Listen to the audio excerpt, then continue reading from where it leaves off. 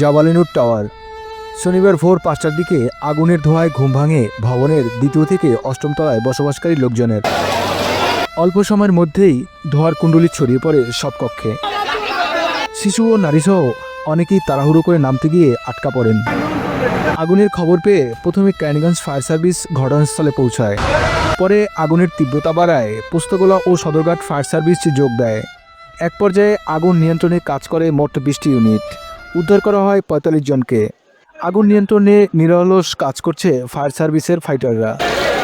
স্থানীয়দের দাবি, আবাসিক ভবন হলেও নিচে গুদাম ছিল, কোনো ফায়ার সেফটি ব্যবস্থা ছিল না। আগুনটা আসলে তখন ৪টা বাজে বা ৪:৩০ বাজে এরকম, হঠাৎ করে রুমের ভিতর থেকে আমার এসি ওই ফায়ারিং করে উঠছে। তখন আমার মেয়ে বললো, আব্বু আগুন লাগছে। পরে আমি ওইটাই এসি সুইচটা অফ করলাম। ওইটা মেন গেটে যখন গেছি দেখলাম যে আমার ফ্ল্যাটের পাশে হলো আপনার লিফটের জায়গা। তো লিফটের ভিতরে আগুন জ্বলতে আছে, কারেন্টের তারগুলো সব জ্বলতে আছে। এমন সময় আমি পানি মারতেছি আর কি। পানি মারতে যেয়ে এখান দিয়ে মানে যখন হিট হয়ে গেছে তখন আর আমরা বের হতে পারি নাই, রুমে আটকা পড়ে গেছি। আটকা পড়া অবস্থা তখন অনেকক্ষণ, আধা ঘন্টার উপরে মানে আমাদের আমরা জ্বলে গেছে গরমে তাপে। আমার বাচ্চা দুইটা, আমার ওয়াইফ সহ আমরা 4 জন আমরা ভিতরে আটকা। তখন আমরা দিক বিদিক করতেছি রুমের ভিতরে, ছুটাছুটি একবার বান্ধে আসি, একবার ওইদিকে যাই, বের হওয়ার জন্য চেষ্টা করছি, বের হতে পারতেছি না। তখন হঠাৎ করে আমি আমার এই বেডরুমের পাশে হলো এই বিল্ডিংয়ের 4 তলা, তখন আমি জানালার গ্রিল ভাঙ্গা এই পাশে সিঁড়ি দিয়া নামছি। এটা জমিদার যে ব্যক্তি, আমার ভাইয়ের কারখানা ছিল, কারখানাও ক্ষতি হয়েছে। আমার বন্ধুর দোকান আছে, বন্ধুর বাসা আছে, ক্ষতি হয়েছে। আমার পাশে আমার ফ্ল্যাট আছে, পাশের ওটা আমার আছে। কোনো কিছুই রাখে নাই, ঠিক আছে, ফায়ার ব্রিগেড রাখে নাই। কারণ আজকে দেখেন কত মানুষ আজকে হিমশিম খাইতেছে। এই যে এই ভোর 4টার আগে থেকে 4টার আগে থেকে মনে করেন এই জিনিসটা হয়েছে, তারপরে এই জিনিসটাই করতে পারতেছে না। কারণটা কি? আজকে আপনার বিবেকমান মানুষ, আপনারা জাতির মেরুদণ্ড, আপনারা এই বিষয়টা ভালোভাবে তুলে ধরেন।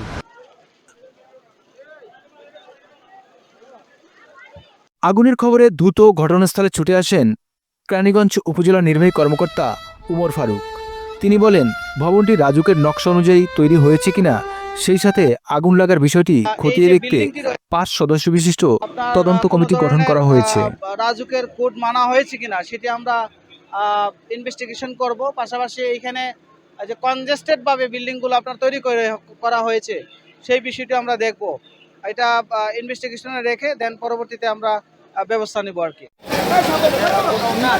শনিবার ভোরে লাগা আগুন পুরো নিয়ন্ত্রণে রোববার পর্যন্ত সময় লাগার কারণ জানালেন ফায়ার সার্ভিসের এই কর্মকর্তা।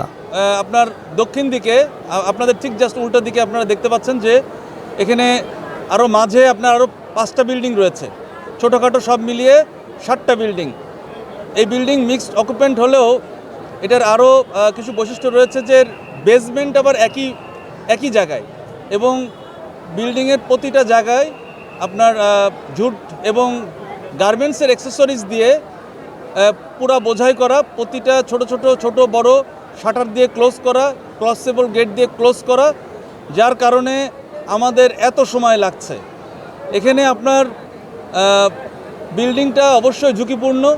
বিল্ডিংয়ে আপনার যেহেতু এখানে ভেন্টিলেশন একেবারেই কম, ভেন্টিলেশন নাই বললেই চলে, যার কারণে আমাদের ফায়ার ফাইটাররা অনেক ঝুঁকির মধ্যে দিয়ে ধাপে ধাপে কাজ করছে।